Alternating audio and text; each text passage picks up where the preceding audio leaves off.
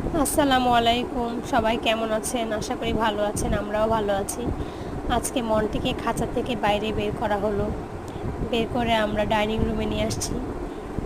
ওকে একটু ট্রেনিং দেওয়া হচ্ছে যে এখানে খাবার দিয়ে বারবার এখানে ইঙ্গিত করা হচ্ছিল যে তুমি এখানে আসো, খাও। ও সহজে আসতে চায় না খাবার পর্যন্ত। ও এক জায়গায় দাঁড়ায় চেঁচা করবে। খাবার দিলে খাবার পর্যন্ত ও নিজেই আসবে না। তো আপনাদের ভাই যে বারবার দেখাইতেছিল আর বলতেছিল এখানে আসো এবং খাবারটা খাও। ওই যে একটু পায়খানা করে দিচ্ছে টেবিলের উপরে, এর কারণে একটু আর কি ওকে বকা দিচ্ছিল। বলতেছিল যে এখানে তো পায়খানা করা যাবে না, তুমি তোমার খাঁচাই করবা। যাই হোক, ও তো এখন এত কিছু বুঝে না। আস্তে আস্তে ওকে অভ্যস্ত করতে হবে, ট্রেনিং দিতে হবে। আর আমাদের মাইমুনা মামুন এখানে যে বাবার কোলে বসে বসে মন্টিকে দেখছিল।